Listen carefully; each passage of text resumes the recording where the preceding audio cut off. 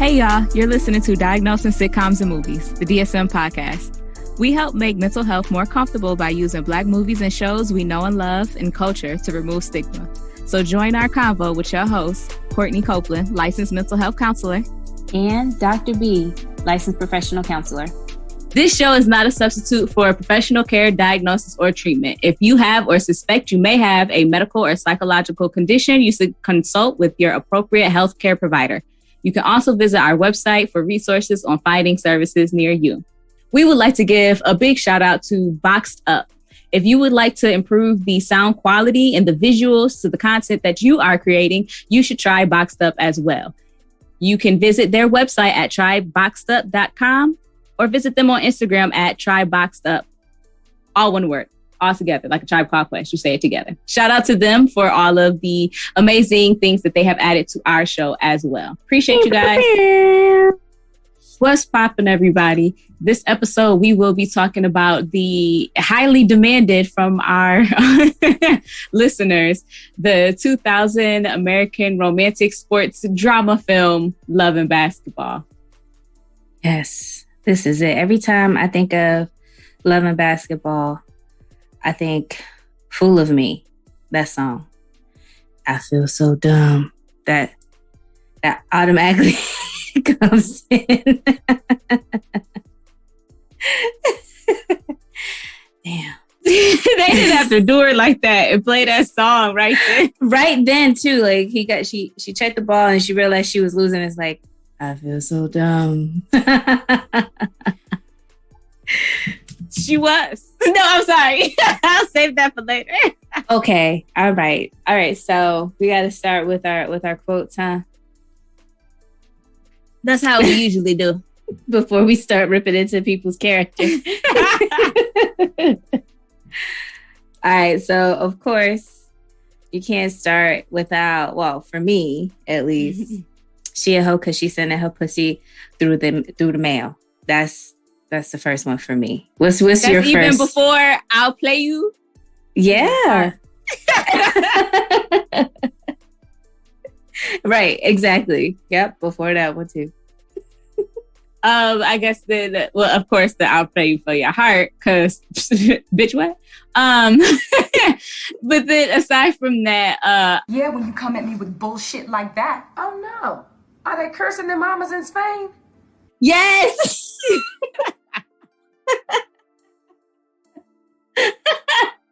I think that was the first time I actually realized that she said that. Oh no. Well, no, she was just because you could take your ass back to Spain with that. Okay. And never let a freshman take your spot. She right. Made that. She did drop that weight on that chest real quick. She's like, like, girl, wasn't even that heavy. Calm down. It wasn't a real weight. It seemed like everybody else had weights that were actually clinging when they were lifting, and she had a real bar, but them weights were not real. Right. Talk about. It was good acting. Good job, Sanaa. All right. She was really struggling. No, my favorite of all is, damn, girl, I didn't know Nike made dresses. The shade. The shade of it all. Even her date had to like take a moment. Forrest Kojo on his old self. Girl, trying to play a college freshman. Where you come from? With your 5 o'clock shadows, sir. Him handsome. It's okay. It was so funny because they were so awkward together at the dance to begin with. And what was funny is like she was so awkward in her dress. Like she was just moving real funny in her dress. And then like she didn't even know how to sit. Like she got comfortable real quick one time. It was like, ooh, oh. It was like, damn. Right. They had to do it like that. It wasn't that bad. At least I don't think.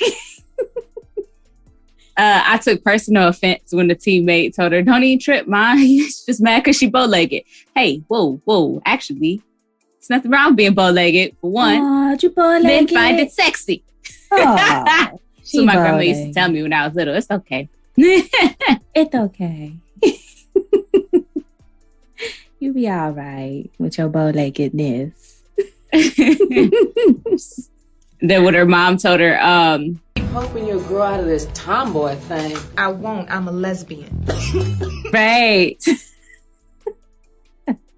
Her sister laughed so quick. That's not funny. That was funny. She was on time with it. She was on it. Because I'm not. You rather see me in an apron and my jersey. Or she say jeans. One of the two. No matter. She just they didn't. They did not get along. Since she was a little girl. You know, another one is another favorite of mine. This is from the McCalls when they was having their argument. And he was like, don't worry, we have enough savings to keep your fine ass in Gucci and gold. Ooh, that pissed her off. It was the way he said it. I'm glad she dinged him with the bracelet, like caught him right in the back of the head. Right. Mr. Allstate. I used to think I was lucky to be married to Zeke McCall, but I'm tired. She was tired. She was so tired, especially by that pool. She went through it, honey. But that whole bottle of Jack damn near gone. Jack, I said, woo, she drinking hard. Ooh, child, she was in her feelings. Absolutely. I would too. But hey, you know, all's fair in love and basketball. Oh, gosh. Yeah. They said that several times throughout the movie. So I hope that they really wanted to drive that message home to everybody. They didn't get it. Message. So this movie had a great soundtrack. What was one of your favorite songs? Light as a Rock. What do you mean? Oh, okay. All right. I see you. That did go hard though. I was like, this is timeless. It's classic. Like no matter what age I am, I still like, yeah, MC Light. I love it. That's a classic. And the DJ was jamming at the dance. For real though. I was like, yeah, Q. He is. Mm-hmm. They was getting it too. I'm trying to remember the one where the guy was like damn near on the floor. I just got paid. Yes. Got paid. It's Friday night. Every time I hear that song, I hit that little low hit, you know, but I won't be able to do that for a while with these knees. I ain't got Meg Thee Stallion knees no more. Getting down is not bad. It's getting up. That's the hard part. Sure. Tell me about it. What else you got, homie? As far as quotes, this pretty much wraps it up. Just the last one. It was like, I can't do this shit. What did I tell you about saying that word? Right. Can't should not be in a man's vocabulary. That's the one we focusing on. His mother was like, really? Oh, yeah. Right. Don't say shit. So what did you think of him as a dad, Zeke McCall?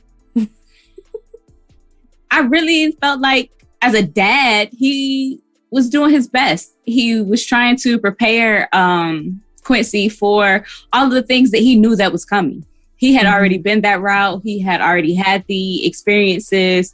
He was really just trying to prepare Quincy to be the man that he felt like he needed to be in order to successfully navigate the things that he was going through. I think he was a trash husband, but it seems like he did not want to be married. So most people who don't want to be married don't do well at it. And the wife kind of was upset about the hoes and the hoochies because she know how she got them. It was giving very much Kimbella and Joel's, like, keep these groupies around you because I know how I got you type thing, where I was a hoe and I bagged you that way. So keep these other hoes away. Damn. You know, I when I was trying to look for a diagnosis, I was like, man, see, this is why we really have to come out with this next DSM, because these are two people or two diagnoses that could actually exist. NBA playerism and gold diggerism. We could change the language to be a little more appropriate, but I think these are actual disorders that need to go into the new DSM. What exactly is the criteria for NBA playerism? Mm-hmm. Yes, I'm glad you asked. So some of the criteria is hoe-like mentality, feeling that they have to please them all. Okay. Criteria number 2 is, having meetings at 9 p.m. Okay. And then what else? Just having them all at all times. And I don't know if that's solely NBA playerism. I know a dude that fixes cars that pretty much has that mentality. That fits that exact criteria. Okay.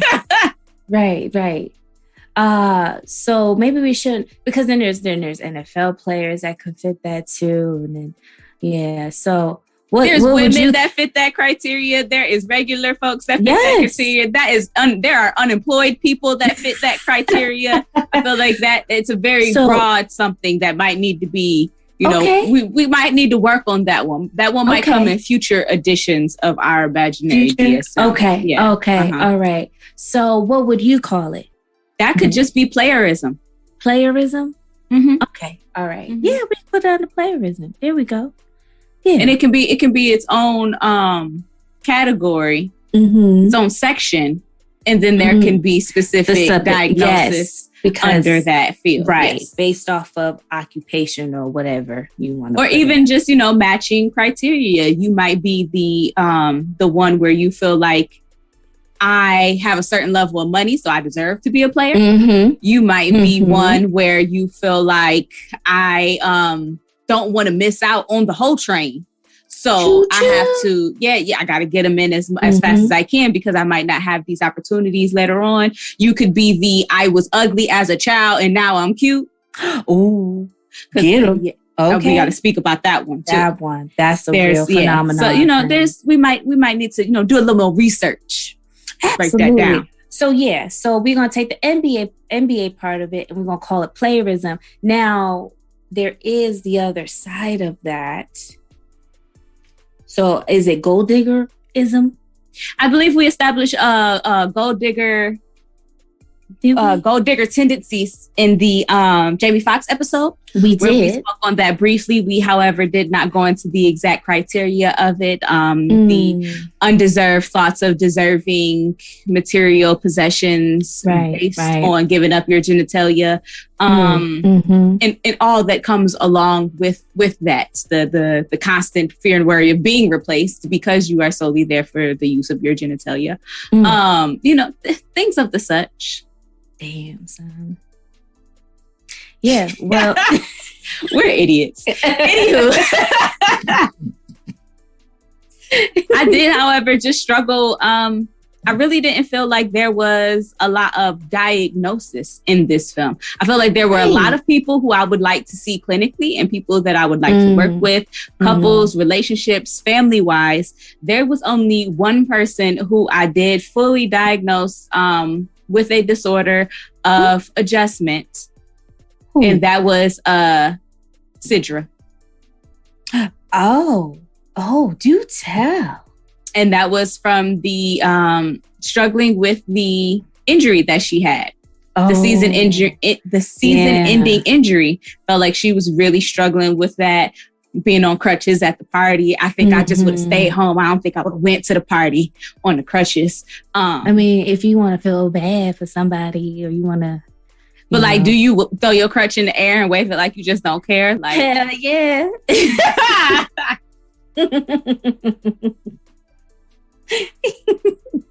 I start hitting people with it.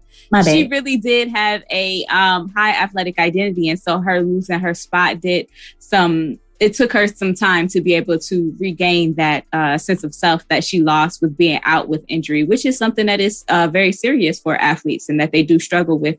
And when they have experiences with injuries, and I think sometimes we don't pay attention to hers, yes, with season ending.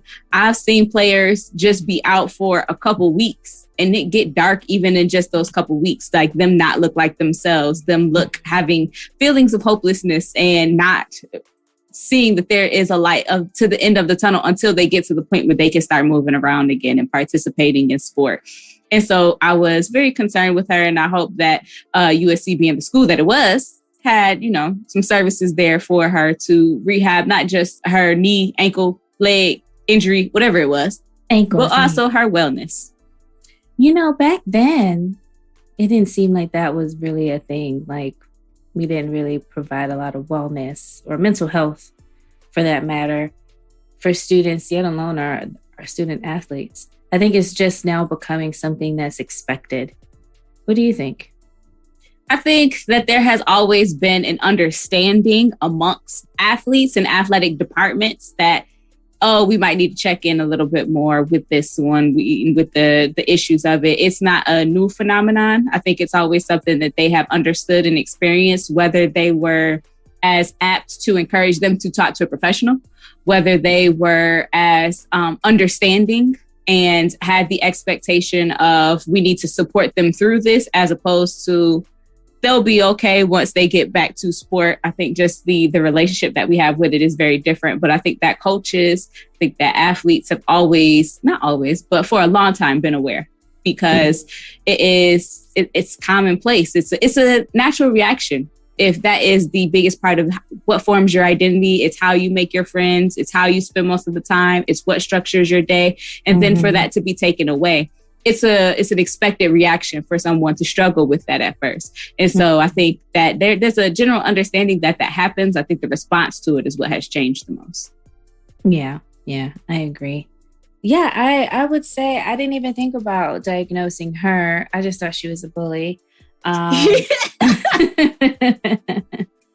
That's all. Didn't even want you. They was done recruiting. Right. Oh, girl just got pregnant. It was like, come on, now. You didn't have to do the girl like that. Like, thought she should know. Mm-hmm. Like, girl, I need your info and your input. I did. And then to add the insult to the injury is that not only did she lose her spot, she lost her spot to a freshman. Right. Because all this time, see, God don't like ugly. Ooh. You know? And had she been nice and had she not acted that way, maybe she wouldn't have broken that little funky ankle of hers. And she would have been able to play in her spot. But because she wanted to be mean, she had to be taught a lesson. Look at karma. All right. That's my theory. I'm sticking to it. Anywho, so I struggle with diagnosing for the most part. And then I kind of got real bold about it. Was like, you know what? Let's just do this shit. And so for Zeke McCall, Mr. McCall, I put histrionic personality disorder. He didn't have that theatricality, though, that rapid shift of emotion-based behavior. No. He just was, No, he didn't have throwing dick. It's just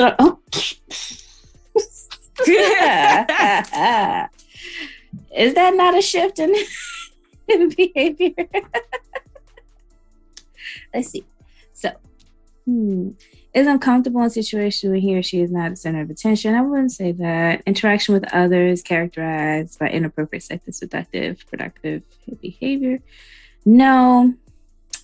Style of speech that is excessively impersonistic and lacking in detail. Maybe it's just his voice. I don't know. All states. That's what the dramatization really comes from. Anyway, no, I really don't have real reasons. That's just one of the disorders that I would give him, because that histrionic is also known as the whole disorder. That's how I see it. What? I said it.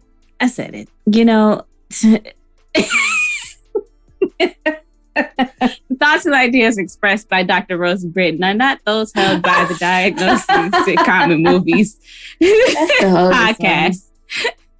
Histrionic hoe.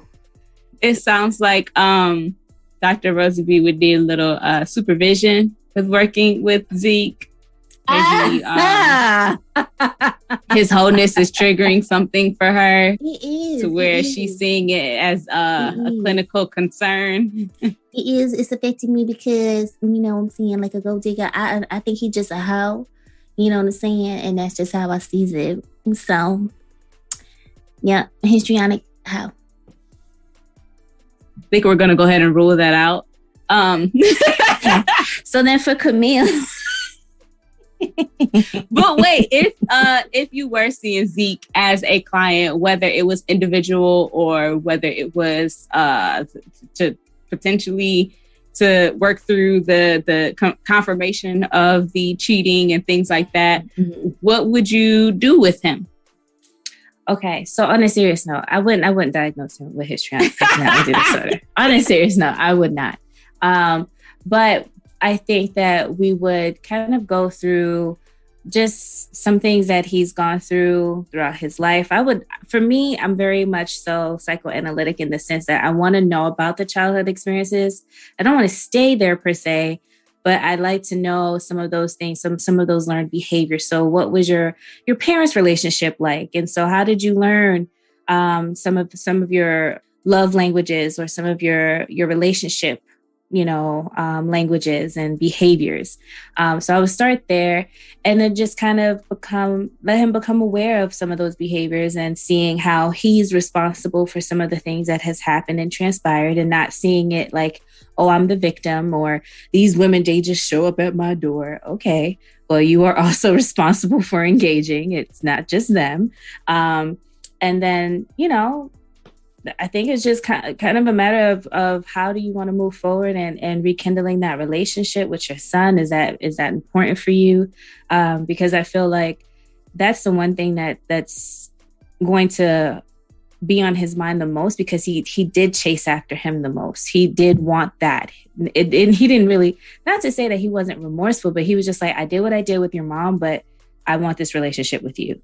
And so that would be my next focus, is like, okay, so what would it look like if you're not able to get in contact with them again? And, how would you work past that? Because right now, from what you're seeing in the movie, Q is not interested in having him in his life anymore. So that's the approach that I would take. That was really long-winded. Okay, what are your thoughts? No, I definitely completely agree with the targets and the goals that you kind of laid out. I have like a non-scientific based theory. There's no proof of it at all. It's just me. Kids that grow up with their parents together are soft.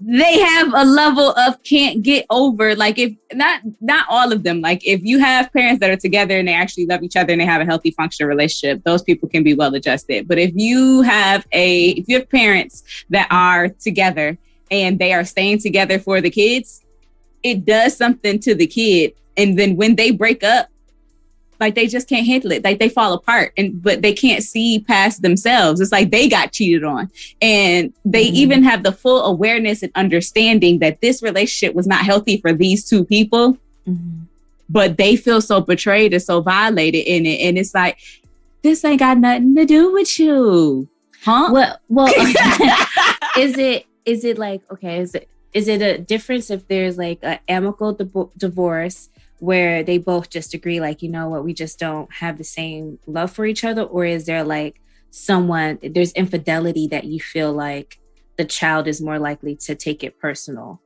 You get what I'm saying? No, because I feel like the kids it's an amicable divorce and they understand, I think it's half and half. I think half of them are okay. And the other half is like, it's my fault. If I was a better kid, then my parents would still be together. Girl, hush it. I'm wrong. Let me do you like you did me. Courtney Copeland's opinion here does not reflect the opinions of the DSM.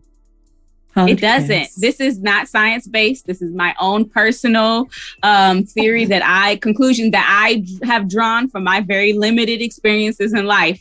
And I'm saying that they soft out.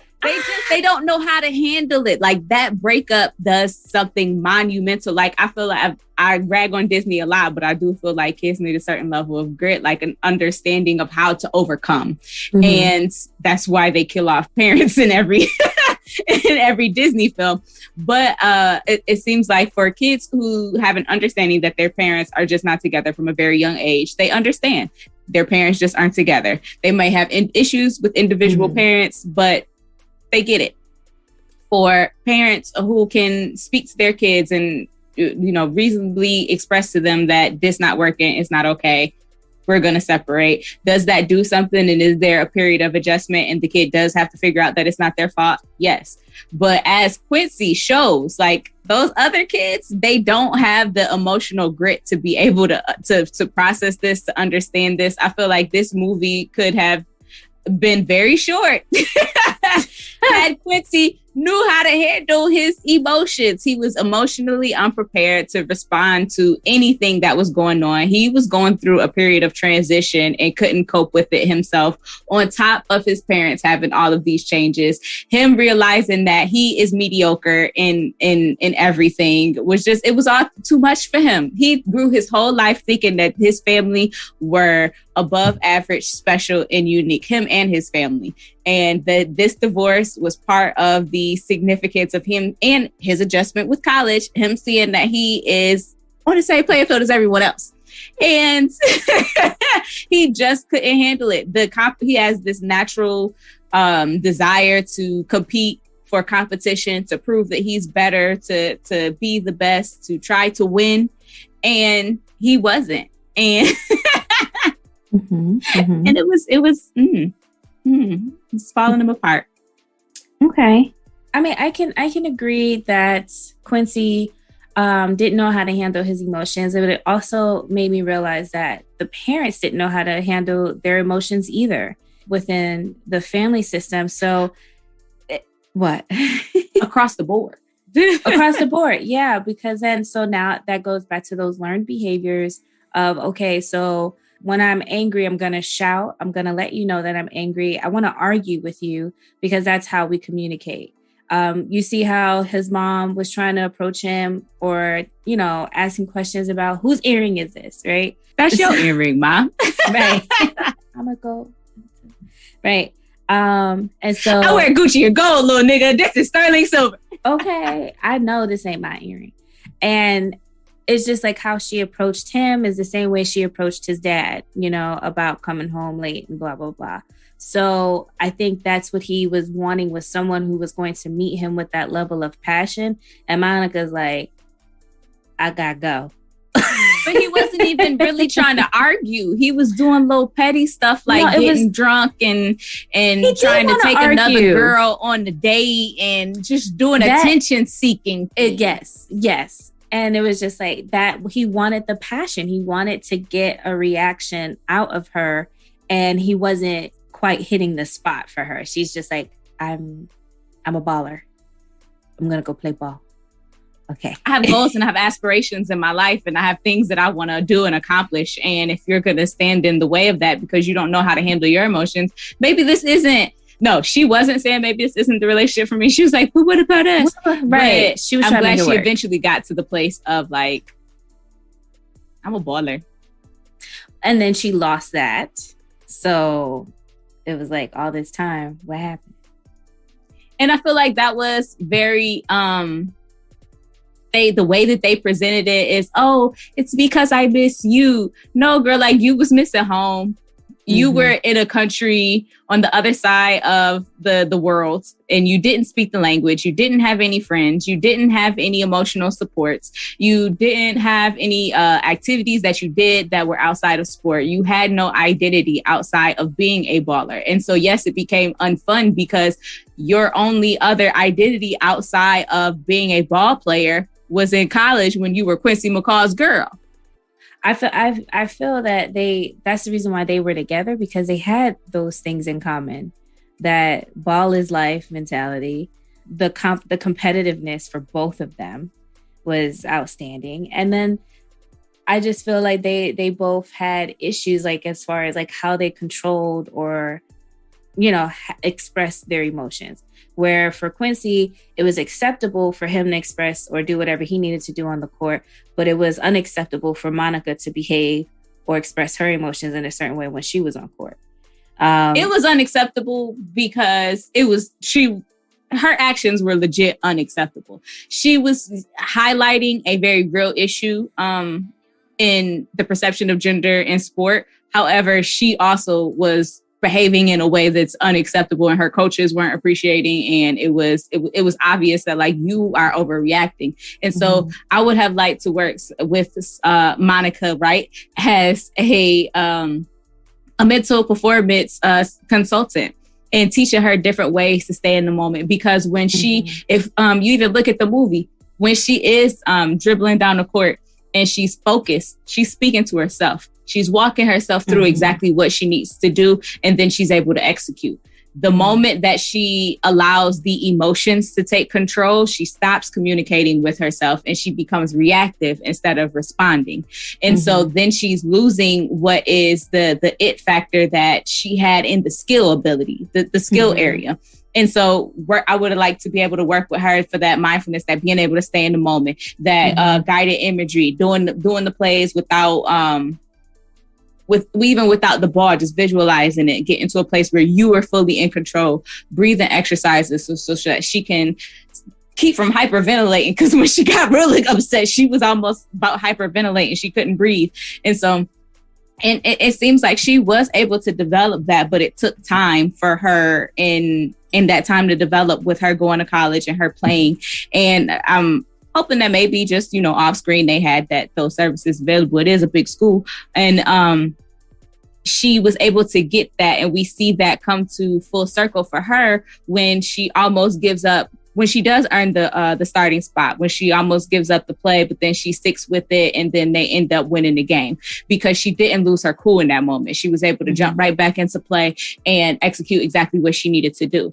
And so for her, I felt like her biggest things were more so sport. Like if she was my client, we would be doing that sports performance stuff and then that family of origin stuff, because for her, that's how her whole issue with her mom and her mom giving up her dreams and giving up her identity to the family caused her to try to do the exact complete opposite. And I'm going to give my full identity to my dreams and my aspirations. And I'm only going to see myself as an athlete in no other way. And that's where a lot of her unhappiness was coming from, because she only had two identities. She was a baller and she was Quincy's girlfriend. We don't see her really have any relationships outside of Quincy. Quincy might be the only man that she had sex with her whole life. So like she really just needed to develop who she was as an individual.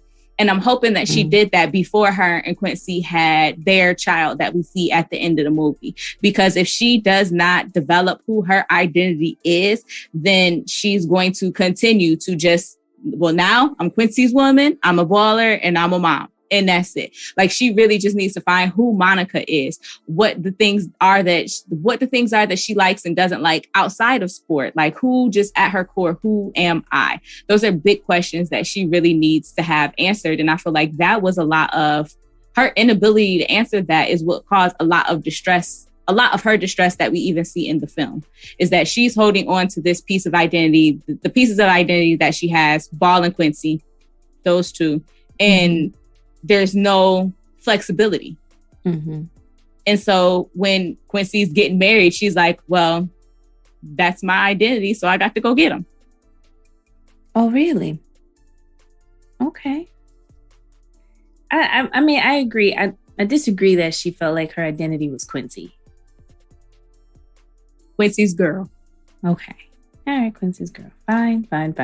Anyhow, so I do agree. She did struggle with finding her own identity. The two, I guess, V codes that I've given her from the DSM would be V6120, parent-child relational problem with her mom, and then V62.89 is a phase of life problem because she was still trying to figure out who she is. So, like you said, this transition from high school to college. I'm a ball player. And then even going into Barcelona, I think that's when she started to realize, well, is there more to life than just ball? And then when she starts to see, wow, Quincy is, moving on with his life. And here I am still stuck trying to figure out what I want. I think she just had a moment of, this feels familiar. Let me go back to what feels good to me. And instead of trying to find another partner, she wanted him back. She wanted that old thing back, right? And then I thought it was really interesting that for the end of the movie, most people, I don't know if it's, let me just speak for myself. When I saw the crowd and, you know, that last stadium scene, I'm assuming that it was going to be Quincy that was going to come out. When I first saw this, I'm like, yeah, Quincy got back on. And then it's like, oh, it's Monica. And, you know, and of course they're married and, you know, what have you. And it seems as if now she found her passion again for ball because now he's in her life again. So that was really interesting to see that ending in that way. And it's interesting too that she would no longer be playing in California. She'll actually be playing in Chicago because they're now a Chicago team. Go Sparks. But anyway, I'm not going to hate. Go have your moment. Transplant. Ooh. I be that. I grew. No, but I don't know. I did feel good that she was back on the court, but then it was just like, oh, I thought she was gonna go off and do amazing things too. Like leave ball alone. Thought she was gonna find herself, but no, we're back to these same two identities. All right.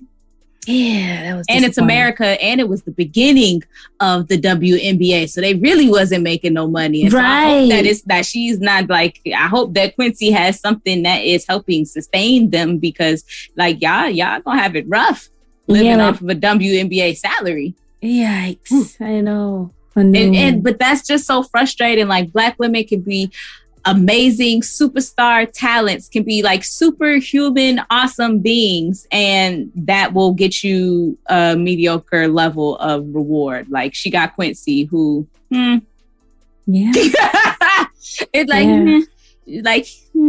she was winning whole championships and making lots of money, and then had to come back and like home and work at the bank, which is the harsh reality of a lot of the women that play in the WNBA is. But I mean, yes, the WNBA is still in its infancy stages if we look at it in comparison to the NBA, and it is continuing to grow, and it's grown leaps and bounds since its inception in the 90s, and I feel like it will continue to grow and women will get their just due.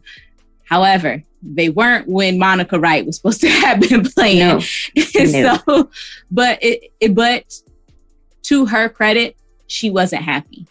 And so she wasn't. For her happiness, I'm glad that if this is the compromise that you have to make for you to feel better, for you to feel more whole as a person, then I understand that. And I respect you being able to make that decision for yourself, because it can't be an easy one to let go of being a superstar overseas to then being whatever she was at the end. Yeah. And then it also goes to reiterate what Quincy said as far as like, he only played basketball to be better than his dad. So I wonder if he felt like, I am better than my dad because I'm married, I'm loyal, and I'm married to my wife and blah, blah, blah. I don't know what that theory would be, but yeah, I think that's just how he feels. Like I'm better because I'm a dad and I don't have to play basketball because I'm a better man than my father. And he even said that. His dad even kind of admitted to that, that he wanted him to be a better man. And he asked him, well, why weren't you the man you wanted me to be? Which is, I feel like, is an unrealistic question for you to ask a parent. Yeah. I feel like your parent is trying to give you their best. They want you to be better than them. They want you to be to your fullest potential. And I think it's unfair to expect them to be perfect. And I think a lot of people deal with some type of like existential disappointment when they realize that their parents are imperfect human beings and that they are just people the same way that you are trying to navigate life. But when you have them on this, oh, they're perfect, they're the level that I need to reach, they are the standard, that only is going to create disappointment when they don't reach the level of morality, value, or whatever it is that you view them in your mind. And so I think that is really what Quincy was struggling with. And in the week that he potentially heard about the paternity suit, and then his mom confirmed that he was cheating, he went and entered into the draft, threw away his college career, and broke up with his girlfriend. It was a lot of, my thing is, who else was Quincy's supports? Was it just his girlfriend and his two parents, like he didn't really talk to anybody about these decisions. He was able to make these decisions very quickly. It all happened back to back to back. It seemed like Quincy could have used the extra level of support as well. And he could have used someone to talk to, whether it had been a professional or even just a good friend who genuinely could listen to him. Not Monica Calhoun though, because he did not need to take her ass to Burger King. I'm sure they didn't have no quality conversation at Burger King. Could not. Could not. Really? I definitely could see him needing some additional support at that time. I think it was unfair for him to feel that Monica should shoulder all of the weight of the things that he was going through. It was unfair for him to have that expectation. His thing was really just expectations. He expected his father to be perfect. He expected Monica to carry everything for him in the relationship. And he expected himself to be a level of greatness that he didn't allow himself the opportunity to develop into. Yeah, absolutely. So for me,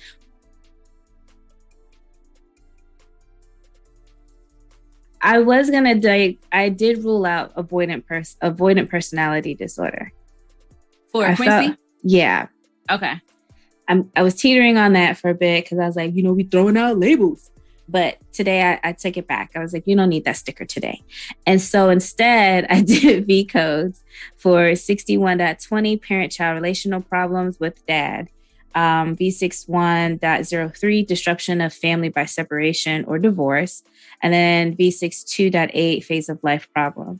I didn't really know if I could put anything in there for the spousal thing because of him and Monica, but for the most part, I feel like that kind of covers all of it because that phase of life is what caused him to end the relationship with Monica at that point, to make those different transitions, from being in college to pro. So yeah, I don't know. There was nothing else that I could really give Quincy. And I do agree that he had so much that he was dealing with at one time that he really could have used that additional support and maybe talking with his coach or teammates. I don't understand where they were during this time. Like, why was he only seeking out Monica? I'm just saying, we talk about writing a lot or all my little hood classic movies, and we'd be like, oh, this don't make sense. But I'm like, this man changed his whole life in a week. Yeah, no one said anything. Like, you just could quit in the middle of the season like that, bro? Like, what? That's not cool. So my concern is with his necessity on winning, in that he's had that since he was a child, where he didn't, especially being beaten by a female. And so he didn't like that Monica was beating him when he was younger and he pushed her and gave her the scar. He didn't like that. Like, he would, I only let you only won because I wanted you to, because he was stripping naked. And then the later on with he was playing the hell out of Monica. Took his knee brace off, body checked, right? Like all of that, but then double or nothing. So like you knew that you wanted me, but you just couldn't. You had to play this game and win to prove that point. Yes, it bothered me. It bothered me. Fair in love and basketball. Message. No message. No message. No message. Healthy. That's toxic. Playing games. It's playing games. Yeah, I feel like there might be some furthered resentment later on if Quincy isn't playing basketball and Monica is. And even though he might not, he's like, well, she's in the WNBA, I was in the NBA, so I feel like that's, now it's her turn. I don't know if he would reach that. I feel like he might be like, I don't have basketball anymore and she does. Like, it just seems like it could be a breeding ground for more competition, and competition in a relationship isn't healthy. And so that is something that I would, if I saw them as a couple, try to work through. Yeah. Even though I don't do couples counseling, it is not my favorite. I don't like it. I can't. I remember the first time I did couples. Oh my gosh. They didn't come back. Oh. Maybe you fixed them. You did it. Ooh. Okay. Yeah, like I didn't mean to say it like that. I met with both of them. Yeah, it was like, yeah, I guess they're not coming back. Because I really was very much transparent about, what was I just reiterated, paraphrased summarize. I did the basics. You held that mirror up. That's what happened. Yes. And they were like, we're not ready to see that. Yeah. Oh boy. The guy got up during the session. He pacing back and forth, yelling. And I was concerned. You're not about to stand up over me in session. Right. But this was on Zoom too. So during the pandemic. And I'm just ma'am, are you safe? Blink twice if you. I said, are you okay? Yeah. She's like, yeah, that's how he get. It's Tuesday, girl. It was a whole ordeal. I was like, look, this is what y'all making me deal with. You sure you want to go here? Then hear back. Okay, so I think one character that gets ignored and who probably definitely is going to need an additional level of support after this film would have ended was Tyra Banks. Oh, this woman living her life. She's engaged. She's happy. She's thinking things are on the up and up. And, bright, bubbly personality. And then a week before she's to get married, he is calling it off and running away with his next door neighbor. I mean, yes. And this is what you call resiliency. Pick yourself up, baby girl. You'll be all right. Wipe your tears. No more crying. She'll be all right. She's a pretty girl. She's a student. She'll get another man. Get another man. That's that. I feel like you're disappointed in my reaction. So like I said, a character that gets ignored and who probably is going to need an additional level of support after this film is Tyra Banks. Hint. Someone to care. Example. Someone to share. To be loved. That's what she needs. Shut the hell up! Okay, and so moving on to Monica's family. We talked a lot about Quincy's family of origin. Moving on to Camille, Nathan, and Lena. This family felt a little enmeshed for me. It was cute. They felt really loved. Like, I love you, family. Yes. Attention. No? Okay. You beg to differ? At least I just moving forward, I know that I will always be a good parent in your eyes. I feel like I'm gonna have a lot of grace, a lot of room for error. Never. No. In your eyes, if that family was just a cute. Yeah. It's like, they were cute. Of course, they had their issues. Yeah, they had their issues. They were a cute family. I don't think no one was actually as happy as they were pretending to be, except for maybe Lena, because she was showing up as her authentic self at all times. She was living her best life. I'm a hoe. What did eat bop? I'm just but she had to be a hoe. No, but the reason I said they was enmeshed. Why would you feel like it's okay to set me up on a date to my school dance with a college man that I don't know? Because she knew Monica didn't talk to anyone. And she knew that Monica only had a thing for Quincy, but wasn't going to ask Quincy to go to no dance. So let me help you out, Monica, like I do in everything in your life, and provide you a date to your dance. And he ain't just no regular dude. It's fine. It's her being a bigger sister trying to look out for her. Fine, enmeshment. It just was weird. What? I mean, maybe I don't have a bigger sister, so I don't know how that roll. Maybe it's just me. This could be something. You get as counselors, we have to work through our own stuff and focus on our blind spots as well. I don't have any older siblings, so I don't know with the responsibilities. None of my older siblings are trying to put me on a date with anybody. That was never my relationship. Without your knowledge, whom you've never met? No, they've never done it. So, yeah. Okay, so I'm just checking in, and all right, it is weird, and and then I definitely felt that Camille, played by Alfred Witter, was very much so almost resentful to the children because they didn't appreciate the amount of sacrifices that she made, that she felt like she had to make for having children. She put all of her dreams on hold. The kids didn't ask you to do that. You chose to do that. And they want you to assert yourself. They want you to love yourself. They want you to value yourself enough to do what matters to you. You have the inability to do that, and you see that as a sacrificing for your kids, but you get mad at them because they don't appreciate that you did that, when really all that they want is for you to explore your happiness. And your inability to love yourself in that way turned then an inability to love the differences about them. And I felt like even when Kyla Pratt was Monica and she was younger, she was like, yeah, but mom says she don't know where I came from because I'm different. Like, dad, your mom said that to you? And she's just like, yep.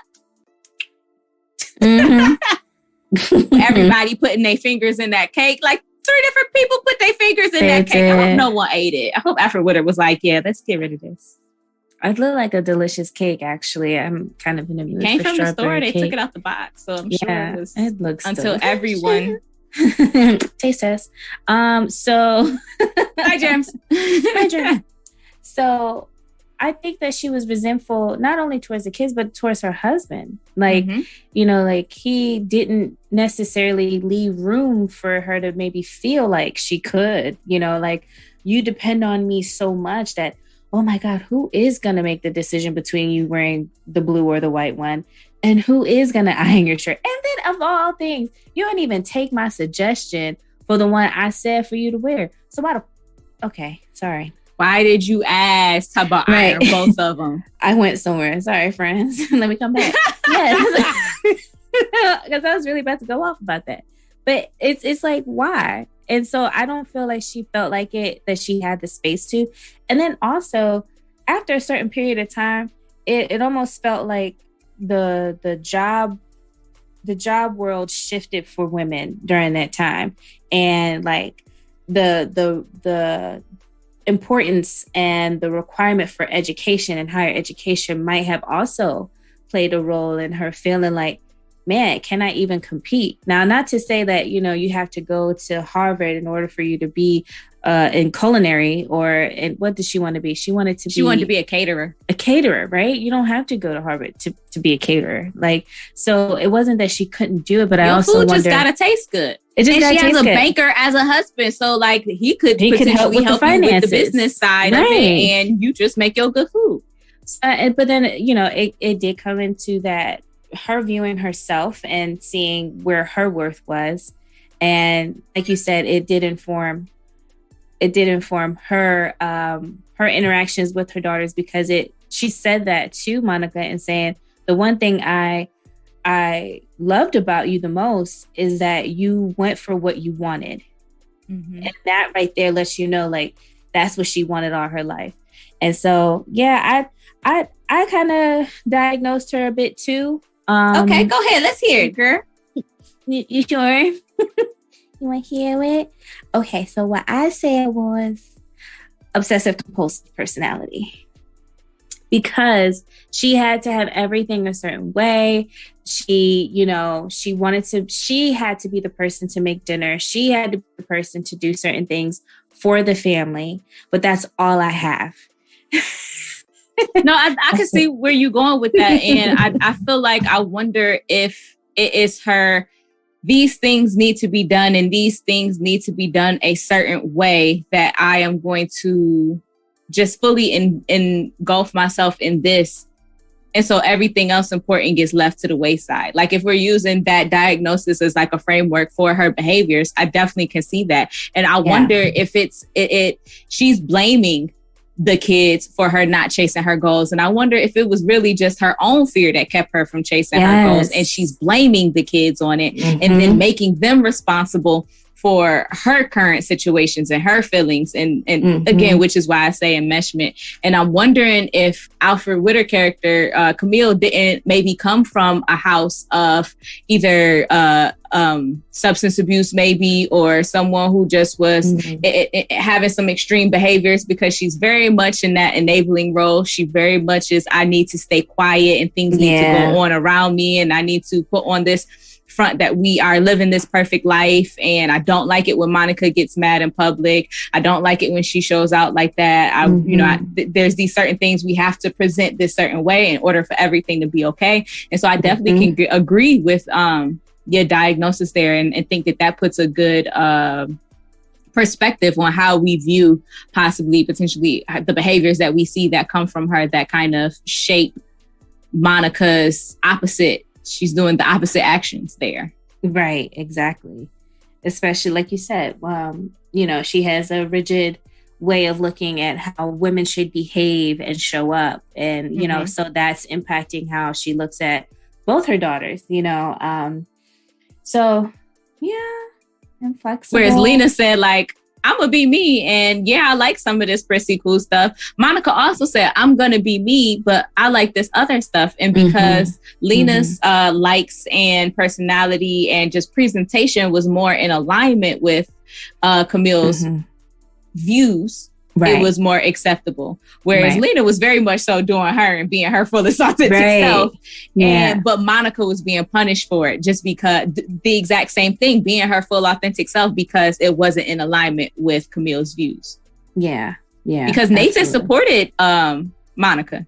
Nathan was going to the games. Nathan was showing up, which was the dad, her husband. Yeah. He was showing up. He was there. He talked to her about things that she was interested in and all of those things. So yeah. And she told her she only came to 2 games. And then when you see it as a viewer, you see one of the 2 occasions. And when she's fussing there, at her during she that fussing game. At, yeah, and then she has a book in her hand. So she's not really invested or interested in watching. I didn't even pay attention to that. You're right. Yeah. So it's like it did matter. All this time, it did matter, Mom.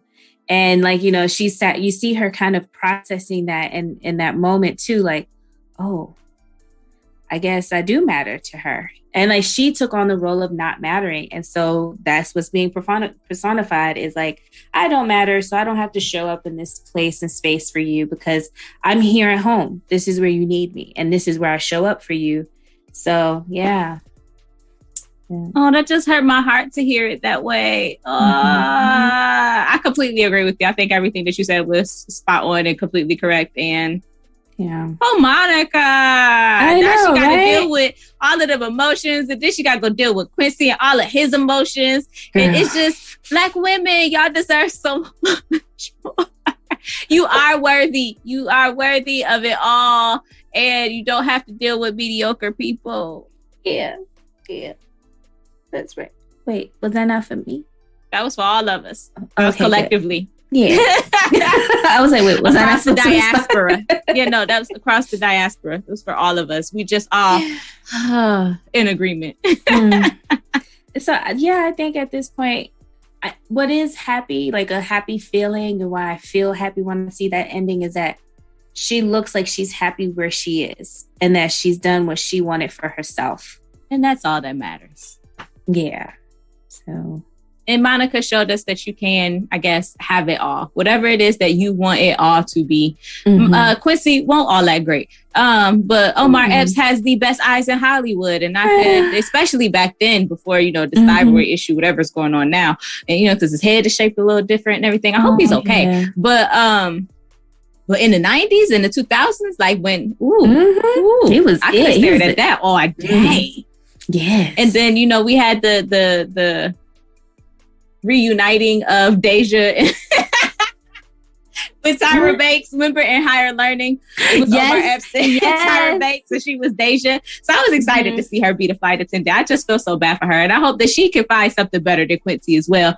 Not to bash Quincy. I think Quincy is a good dude. I just think that he has some emotional growing to do. And I hope that he has done that before Monica and Quincy come back together. But it can be a fairy tale ending. I think we all do deserve fairy tale endings. And I think that they can look however you want them to be. As long as you are happy, it seems like you said, Monica was doing all of the things that she loved to do, where she wanted to do them. And so I hope that was exactly what it was. And I hope that Quincy is happy in what he's doing. I hope that he is standing up in his, I am a family man and I am holding my family together and I'm loving on my woman and I'm creating this nuclear unit that is unbreakable and feeling a sense of purpose there and a sense of responsibility there. And then also finding his own identity outside of sport because he deserves that as well. And that was something that he was really struggling with. And he was putting his body through it because he didn't have that other piece of identity yet. And he even admits that when he is playing her before they do play one-on-one. I am, like you said, you didn't love it anymore. Like something was missing. I think I'm starting to feel that. And so I hope that he was able to find what that something else was for him as well. And I hope it's not all just, you know, their attention going towards the child, because they have to be full people as well. You have to be full in order to give. And so I hope that they both find that. And especially because we want the best for Monica. Quincy was fine. And not only because he's fine, but he also deserves the best, because Black men, we love y'all too. And we want y'all to heal too. And he went through it for a couple years. And I think that unfortunately, his whole character was surmised by a tough transition for him. That 1 week is what we see his whole character be. And it's not fair, because that was his darkest moment, it seems like. And no one wants their entire character to be summarized by their darkest time. The time when they were making all their mistakes. The time when they were being emotional and they were just being reactive. It's not fair for anyone to summarize who you are based on your darkest time. I just wish we would have gotten to see more, a little more, you know? Yeah, because we see more of Monica's growth, but we don't see Quincy's growth in that same way. So that would have been nice, because we could have got a fuller view of him as well. But the story was originally written as, I guess it's kind of loosely based on the director's experiences. So we get much more of Monica's point of view and things of that because she's a Black woman, which is something of a unicorn in the film industry. I mean, they're doing better now, but for that time specifically in the early 2000s, you weren't going to see a lot of film or directors who were women, yet alone to be a Black woman and to do as well as they did in the box office. So kudos to them. Yes. And this was just a movie about Black people doing stuff, which is always great. It was just, you know, experience and stuff.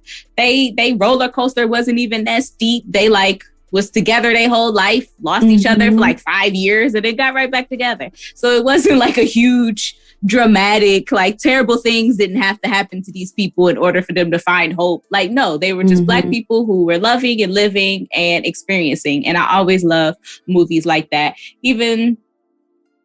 Not even nothing. I just love. I know. It's just a love story. Yeah, this drama. I love it. We needed this. You know, I really do hate that we even have to describe the couple as a African-American couple navigates whatever. Why can't it just be a couple? Because the Blackness it accentuates the awesomeness. It accentuates the beauty. It accentuates the excellence. I love it. And they better capitalize Black every time that they say it. And these are two beautiful people. And I did not know when I was younger that Sanaa and Omar Epps was dating at the time. They were. Is that why that chemistry is everything? Because, man, I was like, ooh, y'all better be. When they kissed, I was like, ooh, yes, you kiss again. It was kissing. When she looked down at it for the first time, it was shocked and was like, where's all that going? I was like, look, girl, you see let it. me you see it. Let me, I know. His response was like, yeah, I know. That's what all the girls say. Yes, because he was out here throwing dick too. Definitely. He was like father, like son. That's why I'm like, Quincy, you can't be mad at your daddy for doing the same thing. What you expect, bro? He's you, but at a higher level. What do you expect? I don't know. Yeah. All of the things. Right. Hopefully he has a realization one day. And I hope that him and his father, I would have really liked to see him and his father come to some type of understanding with their relationship. Even if they stay mad at each other, I just would have liked to see what happened with that relationship in the movie. I think that we kind of left that wide open of him just talking his shit and getting out all of his feelings, but we never really got okay, and now I'm ready to move on. Is he granddad to the baby? Do they have a relationship? I need answers. I don't like it when they leave stuff open. I know. And so I was just thinking okay, maybe we should open up and consider having a 2 Love and Basketball 2. No, thank you. No, thank you. A Love and Basketball series. Maybe like if they do it like how they do Bel Air, where like it's completely different and just kind of the same, then okay. But we're not going to do like a Coming to America. We're not going to do that. No? Okay. All right. So Love and Basketball, the series. And Babies? Love, Basketball, and Babies just kind of has the same. Love and Basketball and Marriage. And Marriage. And like we get the last part of it at the beginning, but the other half of the season is where they are post college, like we're at post marriage type thing, and that play the whole series. Yes, Netflix, just give me a call. We can talk some more about this. Yeah. All right. I just want to make that plug. Okay. I wanted to give a special shout out to Snod Lathan for like never playing basketball, but not being like you couldn't tell from handles. Yeah, little handles. Her little jump shot pose that she had to hold for the rest of the practice because she didn't get back on defense. Right. Yep. She was like, yeah, this is a good shot. Yeah. Looking like the Statue of Liberty. I mean, even as an athlete, though, you can only hold that for a while before that thing starts to burn. Okay. I know she was pissed in that practice. She was like, but can I get back in? I learned about that. I'm not going to do it no more. You're supposed to follow through. But look, be like, okay, I switched the arm. Okay, I switch arms. I do it with this one, too. Oh, this is why I can't play basketball. They kicked me out. Too many games. No discipline. Yeah. I mean, I have terrible hand-eye coordination. So basketball is not my sport. I know many people assume that I do just, physicality, that would be my area of expertise. It is not. Basketball is not my sport. And so I would get kicked off from pure inability alone and then being a goofball on top of it. Like you already can't play. And then you want to laugh jokes the whole time. Oh, okay. Yeah. It's a locker room. I love it. Copeland, you're out of here. Right. That's me. I'll be out. That's fine. See you guys later. Bye. But one thing I do know is that one thing that they could have fixed in the writing, Gabrielle ain't never had no big ass titties. So how was Shauna Easton supposed to be the one with the big ass titties? Because I know it's never been a feature of Gabrielle Union. They were a little itty bitty titty committee-ish, like, girl. I was looking. It makes sense. They sitting in that dress perfectly fine. Ain't no spillage. Secured and tucked. Okay. With all that said, if you would like to support the show to help us get more content out to you all, you can visit our website and follow the Support the Show link to become a Patreon member or donate on our Cash App. Now, we're happy to get the kind of money that jingles, but we'd rather the kind that folds. As always, be sure to follow us on Instagram at the DSM Podcast, and you can subscribe to our show wherever you get podcasts. You can also purchase merch from our website. While you're there, go ahead and leave us a comment because we are counselors and actually care about what you have to say. Until next time, y'all. Peace. Okay, bye, you cinephile.